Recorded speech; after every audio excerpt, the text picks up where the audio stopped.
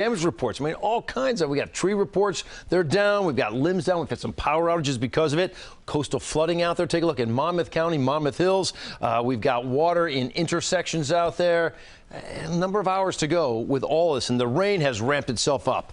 Clarkstown pouring for you, pushing towards Ramapo, West Milford, Kinnelon, wherever you see that orange shading. Very heavy rain also out over around North Castle on top of 684. Kind of a tough drive situation as we speak. And the rivers, they're going to respond. They don't automatically respond. Remember, the tributaries have to feed into the big rivers, but all the small rivers, okay, in western New Jersey, they respond very quickly. Flood warnings are in effect. And of course, the Passaic, the Ramapo, the Raritan, there's going to be concerns there as well. Flood warnings issued. The big rivers, like I said, will take a day or so to crest. Outside right now in New York City, that picture doesn't look too bad, but it's raining outside. The winds are there as well. It's 52 degrees right now as we speak. Already approaching an inch and a half of water in portions of northern and central New Jersey. You're going to throw more on top of that. The projections are anywhere from an inch to 2 inches on top of that number I just showed you. So I think we're going to probably finish up in that 1 to 3 inch range throughout our area. The winds, they are kicking in. They have not reached their peak yet. I'll talk about that in just a bit. But right now, guys, let's go back to you. Okay, Lonnie, thanks. Across New Jersey, people are starting to feel the impact of this storm. CBS 2's Vanessa Murdoch near Liberty State Park in Jersey City with a look at the conditions there right now. We can hear it. You can feel it. Vanessa. Hey guys, a little difficult to hear you right now. What we're experiencing here in Jersey City is pelting rain and winds that are gusting over 40 miles per hour. As Lonnie said, the storm is beginning to shift gears here at home. This is the mighty Hudson. You might think we're on the Jersey Shore, almost, but again, this is the Hudson River, not the Atlantic Ocean, and we've watched as these swells have crashed over the bulkhead here as we arrived just about 10 minutes ago. And yes, we have been driving down Hudson County, just kind of observing the conditions. And of course, this is the worst that we've had so far tonight, but it started kicking up just before 6 o'clock and we were in Weehawken then. Flags forced to stand at attention in Weehawken by powerful winds blowing 30 to 40 miles per hour. In South Brunswick, a tree knocked over by the gusts fell smack down onto a power line, knocking out power to more than a dozen customers. This one tree foretells what's to come. Winds will get stronger over the next few hours, and similar scenes are expected to unfold across the tri-state area. It's terrible. This wind is crazy. But you're still out. I am running back as we speak. In Hoboken, the normally bustling Sinatra Park seems abandoned. One soul stopped to share his thoughts about tonight's storm. What is your plan tonight? Are you going to hunker down or are you going to keep wandering? No. I'm going to go home and cook dinner and pray that my apartment that I moved into recently is not in the flood zone. Hoboken Office of Emergency Management shared earlier today it does expect flooding and urge residents to not drive through floodwaters. All right, we have not seen any flooding yet here in Hudson County, but of course we are experiencing the winds, again, gusting over 40 miles per hour now, but are anticipated to peak about 20 miles above what we are currently feeling. A high wind warning is in effect through tomorrow morning, and we do anticipate widespread power outages. So a tip, best to charge your devices now before potentially experiencing no power. We're live tonight in Jersey City. Vanessa Murdoch, CBS 2 News. All right, Vanessa, thank you. And the weather is also causing some problems on the ferries. Service on the Rockaway and St. George's routes have been temporarily suspended because of the high winds. NYC Ferry did not say how long these suspensions will last, but said that customers can always check their website for any updates. Now to Long Island. Both Nassau and Suffolk counties have issued a state of emergency. CBS 2's Lori Bordenaro live in Freeport along the South Shore with the latest on conditions there. Lori. And Maurice and Christine, I just got off the phone with the Nassau County Executive's office. So far, no major problems, but they are monitoring this storm very carefully. As you can see here, conditions are deteriorating pretty quickly. We're dealing with intense rain and wind. And if you look behind me, you can see here this canal starting to rise with water. And that is the big concern here in this area, one that is prone to flooding. We're already starting to see pockets of water on some streets, and we're also seeing storm drains fill up. A lot going going on here right now at this hour. We've got Nassau and Suffolk counties under a state of emergency. Here in Nassau, we are expecting 60-mile-per-hour winds at the height of this storm, and utility crews, they are prepped. They are ready to deal with any downed wires and any trees that come down here. PSE&G is warning people not to approach any downed wires or anything that may be touching those wires. We've been driving around a bit talking to people, and we talked to one woman earlier. She was actually picking up a family member so that family member wouldn't have to take public transportation and would be able to get home safe. It's been very challenging to get through these roads. Yes, but we're playing it safe and we're driving safely as well. Yeah, thank you, yes. And have you seen any limbs down, any wires down yet? No, but actually we've seen quite a few accidents, so we advise people to be as cautious as possible.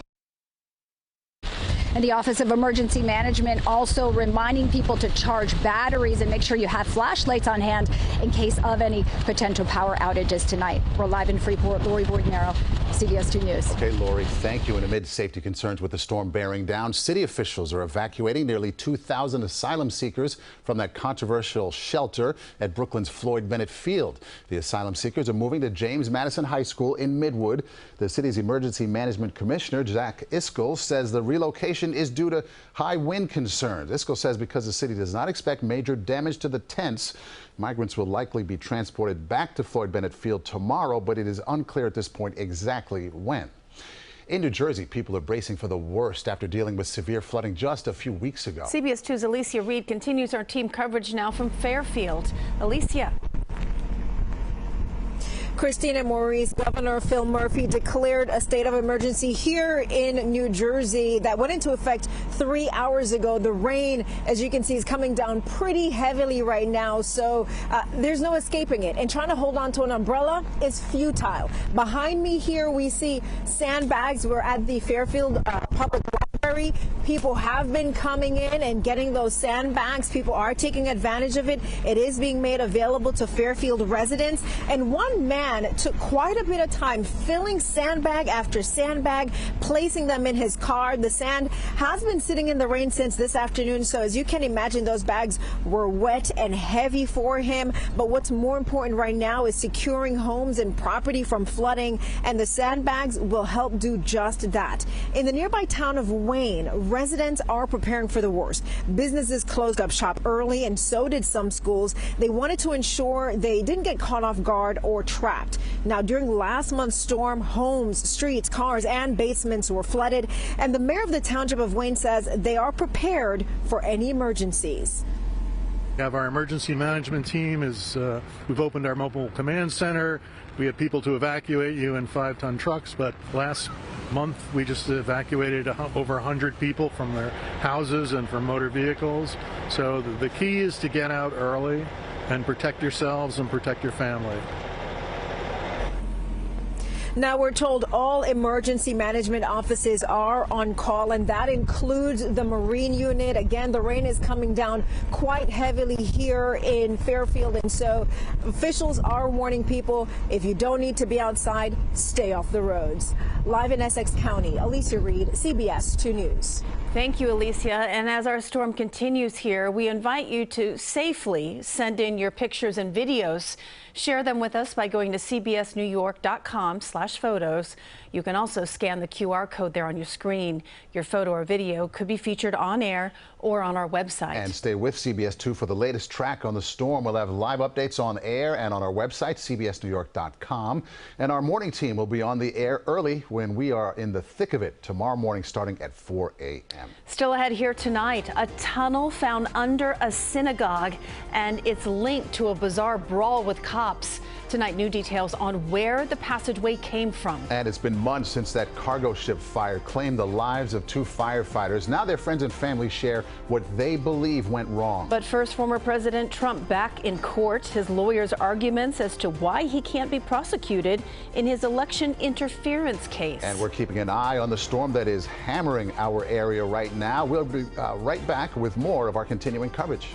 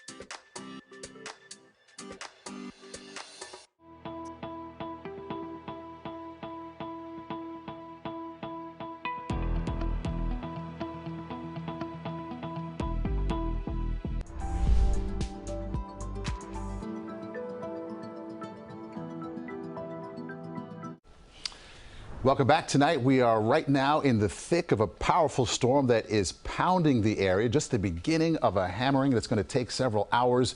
The worst is yet to come. Lonnie Quinn will be back with your red alert forecast coming up right here in just a few minutes. 5 workers were hurt after a piece of construction equipment collapsed in Upper Manhattan. Investigators say that construction was underway for a 17-story new building when a steel boom on a truck came crashing down. Happened around 2:30 this afternoon at 207th Street and 9th Avenue in Inwood. One of the injuries is serious. The other 4 are minor. All are expected to survive. We've learned that there are 2 violations at the construction site, both from last month. The DOB is now investigating what went wrong. We have an update tonight on the health scare for Defense Secretary Lloyd Austin. Tonight, the 70-year-old still in the hospital being treated for an infection related to prostate cancer surgery. Pentagon says Austin had surgery on December 22nd, but the secretary was readmitted to the hospital January 1st with complications that included nausea, severe abdominal, hip, and leg pain. He developed a urinary tract infection and transferred to the ICU on January 2nd. He's progressed steadily throughout his stay. His infection is cleared. He continues to make progress, and we anticipate a full recovery, although this can be a slow process. Defense and White House officials learned last Friday that Austin was at Walter Reed Medical Center. The Pentagon says the president did not know of Austin's cancer diagnosis until this morning. The White House Chief of Staff ordered cabinet secretaries to notify his office if they cannot perform their duties. A federal appeals court questioned claims of immunity from former President Trump in his election interference case today. The judges asked Trump's lawyer to defend claims he was protected from criminal charges for acts that he says fell within his official presidential duties. Now, that argument was rejected last month by a lower court judge overseeing the case. The panel's questions today indicated they may be skeptical over these claims. Trump's legal team maintains the only time a president can be prosecuted is if Congress first impeaches and convicts him. Senator Bob Menendez says he intends to prove his innocence in the Justice Department's bribery scheme case against him. On the Senate floor today, Menendez addressed a second superseding indictment unsealed just last week, accusing him of accepting expensive gifts in exchange for favorable comments about Qatar.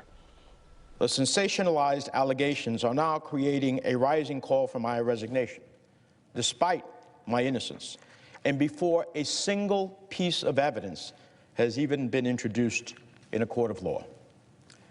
The United States Attorney's Office is engaged not in a prosecution, but a persecution. Menendez and his wife Nadine also charged with 4 counts related to an alleged bribery scheme to benefit 3 businessmen and Egypt's government. They've denied any wrongdoing. Our top story today is the weather. Let's get another check of our first alert forecast. Lonnie Quinn here with the latest. Lonnie. Hey guys, our top story should be the weather. I mean, there's a lot going on out there right now. As you look over the Brooklyn Bridge towards Manhattan, you have a 52-degree temperature reading, but there's heavy rain out there. There are strong winds as well. Let's get right into it. The concerns stack up like this. Saturated ground. Keep this in mind. The ground was saturated before this storm even started. So that was a problem just setting the table, and now it's becoming super saturated. You've got strong winds out there as well. So you betcha our trees are vulnerable. Even healthy trees that are strongly rooted now in unstable ground. So we've seen some trees go over. We've seen them take out power lines. We unfortunately think there will be more of that. We're seeing the bouts of heavy rain moving through the area, and they're not just individual cells, although we'll take a little radar tour right now. But I can't say, hey, this cell that you see in Dutchess County is stronger than the cell that we have right now in Westchester County, because they're not cells. This is a line that stretches up and down the eastern seaboard. Out to Long Island we go. You do have stronger rain right now in Suffolk County as opposed to Nassau County. And then we'll pull out a little wider here and show you. Look at this right here. Okay, see this lining straight up and down through Baltimore? All right, as this comes into the area, when they get vertically stacked like that, you get a squall line coming in like that. It's got a lot of wind. It's got a lot of rain. And I talk about it not being a singular cell. That line, are you kidding me? From Canada to Cuba, all up and down the eastern seaboard. This is affecting a lot of folks as a bona fide atmospheric river out there, and it's going to put big rain down. We've already shown you that some folks have picked up an estimate of about 1.5 inches right now. On top of that, we're going to throw 2 inches, maybe anywhere from 1 inch to 2 inches on top of what's already been accumulated out there, and some of this is taking place in the worst possible areas. Those areas in western New Jersey, northwestern New Jersey, hit so hard 3 weeks ago, are catching some of the heaviest rain. Here's your picture at midnight when we think some of the heaviest rain would be places like Dutchess County, into there's Orange County, Rockland County, over into Litchfield County, Connecticut. Then look at this, down around Monmouth and Ocean County, still experiencing it. You get to 3:30, it's now pushed off to the east with the heaviest out around the Twin Forks. Everybody else now starting to tap into a westerly wind behind the front, but where that front is, you still have an onshore flow. The onshore flow is problematic because it pushes that water. Not rain, I'm talking pushing the ocean water onshore and creating those coastal concerns. And yeah, coastal flooding, we've got erosion out there as well. Our rivers are going to be responding. They take a little bit of time to respond. So for a river like the Passaic, there's about 7 different tributaries that feed into that. It takes a day or so after the event is done for that to crest, and then all this area just solidly blocked in red off to our west. All the little creeks and little streams, yes, they're all going to be cresting over their banks as well. And of course, it's the little creeks and streams that feed into the bigger rivers that make the problems out there. 40 to 50 mile per hour gusts as you go through the late night hours tonight into the early morning hours for inland areas. 50 to 60 along the shoreline. We have high wind watches along our shores. Right now, your winds are blowing pretty consistently, 28 to 38 miles per hour, and they're going to be bumped up as we talked about. So coastal flood advisories and warnings are in effect. And look at our rivers. All right, the pink shows you when they are at major flood stage. Major flood stage in Little Falls and the Passaic River, not until Thursday. You got to go through all of Wednesday while it continues to build. A number of rivers will be that way. The big rivers act that way. The red alert until the morning hours on Wednesday, and then we have a yellow alert on Friday night into Saturday for another chance for rain, which is very unwelcomed. But again, right now we deal with what's out there. Get a little respite for a day or so, and then another one comes in. Yeah. All right. Thank you, Lonnie. I know. You bet. Thank you, Lonnie. Well, Lonnie did speak of power outages, and right now in New Jersey, thousands of people are already without power. Utility crews, we're told, working around the clock to try to get everything back up and running. Christopher Honing from JCP&L joins us now with the latest. Christopher, good to have you with us. More than 6,600 customers, we're told, reporting outages as of last check. So what kind of conditions are we looking at that is causing this, and what are the areas that you're seeing this happening mostly? Well, good evening, Maurice and Christine. Yes, we're looking at about 6,000 JCP&L customers right now, most of those in northern New Jersey. That is really driven by those high winds, toppling trees, having trees come down on power lines. That's the big driver for our outages. Our crews are out there, though. They're working, and they'll be working around the clock to restore customers as fast as safely possible. Curious, did you bring in some extra crews in advance of the storm? We have. We've actually nearly doubled our JCP&L line personnel by calling in contractors and crews from our sister First Energy utilities. So we'll have more than 700 line workers engaged in the storm restoration, another 350 foresters. That's aided by more than 100 outside foresters. And we'll have more than 350 hazard personnel out there, making sure that anytime there's down power lines or anything like that, we're making the scene safe for the public as fast as we can. What's best advice to customers tonight who are able to see this, at least right now? Best advice is to put safety first. Make sure you're prepared at home, that you have batteries for flashlights. Be very careful if you're using candles. If you're out and about, avoid the floodwaters. Stay away from down power lines. Whatever you do, make sure you are putting safety first. You know, there's always a timeline here that we're working with when customers are without power. So given the conditions that your crews are going to be working in tonight, with multiple power outages that are already reporting, when can these customers expect to get power back? We're going to be working through these outages as fast as we safely can. We'll have crews assigned to them as they come in. We're going to focus on any outages that affect critical facilities first, places like hospitals and emergency responders. Then we'll look at the outages that affect the most customers first. So we're going to work our way from the biggest outages to the smallest outages. How Mother Nature handles things over the next 5 hours, 6 hours, that's really going to determine just how long these outages could extend. All right, Christopher Honing with JCP&L. Thank you for taking the time to join us tonight, and we look forward to more updates as we deal with this storm overnight. Thank you. All right, good luck. Still ahead here tonight, we're staying on top of tracking this storm. From yellow mats to clearing drains, how the MTA is working to keep our subways clear so you can get around. Plus, dozens of asylum seeker families forced out of their shelters. how the city promises to make sure that they're not sleeping on the street. But first, new audio from that deadly cargo ship fire in Newark that killed 2 firefighters as their families get a chance to share what they say went wrong.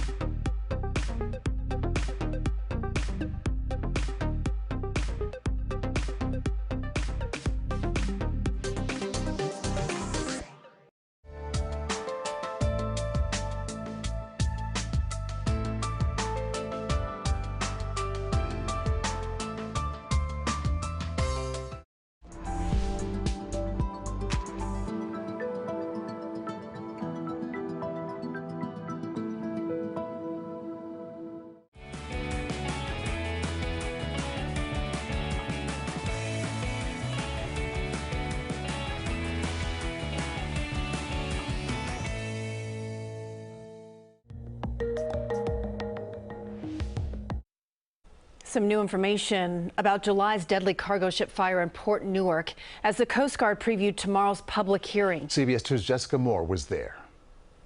We found a firefighter. We need help. July 5th, 2023. They need help. They located a firefighter. Heart-pounding audio from the day a massive fire overtook an Italian cargo ship in Port Newark. 45-year-old Augusto Akabu and 49-year-old Wayne Brooks Jr. were killed. 5 other firefighters were injured. Today, the Coast Guard previewed a hearing to determine what went wrong. The purpose of the hearing is to meticulously examine the circumstances surrounding the causes of the fire and the subsequent events that led to the deaths of firefighters Akabu and Brooks, so that we can help prevent future incidents and make the shipping and port community safer. Families of the fallen firefighters say the men were not properly trained to fight a fire inside what amounted to a steel-walled enclosed parking garage. I asked Commander Barger if improper training led to their deaths. So that is something that's still under investigation by the Coast Guard, and part of what we hope to ascertain through these public hearings that will take place over the next 2 weeks. But the firefighters union is ready to make that assessment now, telling CBS 2, quote, they never had shipboard fire training, and this was absolutely a contributing factor to their deaths. The 2-week hearing will include 13 witnesses and reveal new photographic evidence taken inside the burned-out ship. The Coast Guard will make safety recommendations based on its findings. In Union, New Jersey, Jessica Moore, CBS 2 News. Still ahead here at 8 tonight, a strange tunnel discovered under a world-renowned synagogue in Brooklyn, who the congregation's leaders say is responsible. And we're staying on top of storm watch tonight, how Con Ed is working to make sure you keep your lights on. Also next, keeping the subway tunnels clear. The tools put in place tonight so that you can get where you need to go. And that rain dousing the entire tri-state area. This is a live look from the top of the Statue of Liberty's crown, courtesy of EarthCam. Lonnie's back with his First Alert forecast in just minutes.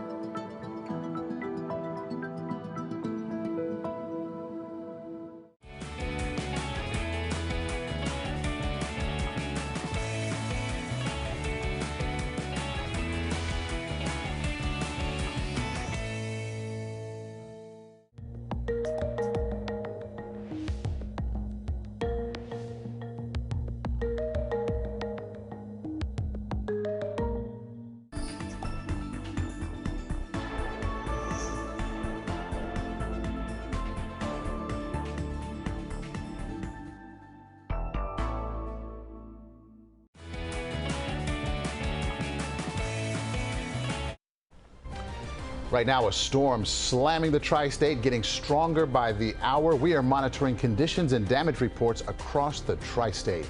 Good evening once again. I'm Maurice Dubois. Welcome back. I'm Christine Johnson. The storm is picking up as the night goes on, and our team coverage continues right now. We begin with Lonnie Quinn in your First Alert forecast. Lonnie? Okay, guys, if you look at the radar picture, hey, good chunk of New Jersey dealing with moderate to even bouts of heavy rain. Lower Hudson Valley, you're seeing more bouts of that heavy rain. Fairfield, Connecticut, you've got the same situation with that moderate to heavy. Out on Long Island and New York City, it's basically not as heavy as some of the other spots, but we are all dealing with some good rain. In fact, zoom in tight right here. There's a little area where we're starting to see a little flash of red on the screen. A little north of Dover. We saw a little cell in here between East Fishkill and Dover. That red shows you where the rain is coming down as fast as it's going to come down in this storm. We do think as we push later into the nighttime, maybe the early wee hours of the morning, we're going to see more flashes of red out there. It's going to be the rain. It's going to be the wind combination. Now, the amount of rain that we pick up from this point moving forward, all right, because already portions of western New Jersey have picked up 1.5 inches of rain. Now we're going to put anywhere from another inch to another 2 inches on top of whatever you've already picked up. So final totals should be somewhere in that 1 to 3 inch plus range. So a lot of rain. You've got winds going along with this as well. You've got saturated ground. You've got trees going over. And then the river flooding, which we've been talking about this one so much because 3 weeks ago we had a huge event here. And now, lo and behold, the exact same rivers being plagued by a similar situation. So for the Passaic River at Little Falls, it's far from cresting. It's not the flood stage yet at all. As a matter of fact, by Wednesday, you're only minor. It takes a while. It's Thursday, Friday, Saturday. That Little Falls will be at major flood stage again. We're going to monitor all of this. Hopefully we can bring some of these down a little bit, but as of right now, it's a very tough 3-day run that lies ahead for Little Falls. Guys, let's go back to you. Okay, Lonnie, thank you. The MTA on standby for any flooding to the trains and subway tonight. CBS 2's Allie Bauman live at the Union Street subway station in Park Slope, Brooklyn tonight with an update. Allie. Hey, Christina, Maurice. Well, right now where we are, it is relatively dry inside the subway station. I mean, these floors could be a little less slippery, but you know, beggars can't be choosers. But it does seem that every time it rains really hard in New York, at least one subway station starts to flood. You've seen those videos of what looks like waterfalls coming down on passengers. Well, the MTA is trying to avoid that tonight. And we got to look at how they were preparing those flood-prone subway stations earlier today. MTA crews were laying down 50-pound trench covers atop some of the most flood-prone underground stations across the city. Their job the job of these yellow mats is to keep the water out of the vented grates to prevent people from getting rained on when they're waiting on the platforms below. We also saw crews clearing out the subway drains within the station, an unenviable job. These drains pump millions of gallons of water out of the system every day, and the MTA is making sure they are clear tonight so rain doesn't accumulate underground during that evening. So they go out, they test all the drains. You saw them snaking it out with the eating rods to make sure that we can get the rods down. Then when they flush it with water, make sure that all the drains are taking water. And the MTA did issue a ban of empty tractor trailers on its bridges tonight. And they've also pre-positioned crews along the subway lines, along Metro North and the LIRR to be ready to respond to any issues that may pop up throughout the evening. We're live in Park Slope, Brooklyn. Allie Bauman, CBS 2 News. Okay, Allie, thank you. In Mamaroneck now, flooding and potential power outages are major concerns for residents and business owners. The city's downtown is known to flood, and many are hoping history doesn't repeat itself with this storm. As for possible outages, Con Edison dispatched emergency crews around the country to trim dead, diseased, or dying trees to reduce the chances of limbs falling on overhead wires. Residents are also making their own preparations. I move my motorcycle, we're moving our cars, whatever we can lift from the basements. I have a portable generator at the back. If I lose power, I think my gas tank is full, and I just put in the gas and plug in the portable generators to the house. Con Ed says it has about 1,000 extra workers from outside New York ready to go in case there are any major power outages. Do stay with CBS 2 for the latest track on the storm. We'll have live updates on air and on our website, cbsnewyork.com. Also, our morning team will be on early in the morning when we're in the thick of it, starting at 4 a.m. Some new details now about a bizarre brawl with cops caught on video at a world-renowned synagogue in Brooklyn. Its leaders tell us the fight broke out after efforts to close an unauthorized passageway underneath the building. CBS 2's Lisa Rosner with more on the 12 people taken into custody. A clash between police and some congregants in the middle of the afternoon prayer service at Chabad Lubavitch Synagogue at 770 Eastern Parkway. The organization says a group of extremist students broke through a few walls in adjacent properties to get unauthorized access. So when a cement truck was brought in to repair the walls, the men vandalized the sanctuary. They don't want to lose the work that they did in all the years, so they break the main wall. They break the main wall. The outlet crownheights.info shared video that shows the wall is connected to this makeshift tunnel that looks more like a crawl space. It's allegedly connecting a now closed holy bathing area to the building. It's obviously very troubling to not just the Lubavitch community, but people, Jews around the world. This is a very significant place. He adds Lubavitch officials have attempted to gain proper control of the premises through the state court system. Unfortunately, despite consistently prevailing in court, the process has dragged on for years. Police sources say of the 12 people taken into custody, 7 were released and 5 will be arraigned in front of a Brooklyn judge for charges including criminal mischief, reckless endangerment, and obstruction of governmental administration. When we see just a small fringe group of people who don't represent our community, they do whatever they want. Vandalism was obviously completely unacceptable. People who support that so-called fringe group say they hope this brings attention to the need to expand the world headquarters. Do you support that? Yeah, sure. Thousands of people who come here the whole year, and there's no room. It's definitely very painful what happens, and how some people are not respecting the sanctity of the site. For now, the sanctuary remains closed. The chairman of Chabad says these actions will be investigated. In Crown Heights, Brooklyn, Lisa Rosner, CBS 2 News. Still ahead here tonight, time is run out for dozens of migrant families living in shelters in the city. Their struggle to find new homes and what the city says its next steps are. And as we continue to track the storm, we speak with the Monmouth County Sheriff about the conditions there and the efforts underway to keep everyone safe. And as the night goes on, so do the heavy showers and strong winds. Live look now at Fairfield. Lonnie Quinn back with your full forecast and the timing on the storm just a few minutes.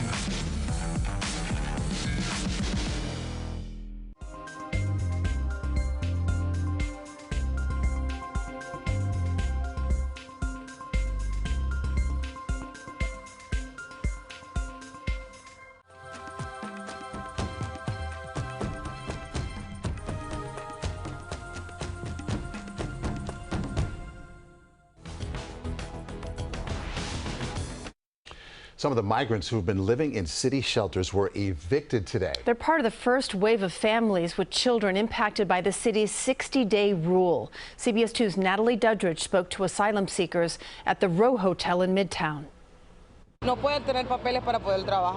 Despite being 8 months pregnant, Maria Cuero's 60-day shelter limit has come to an end.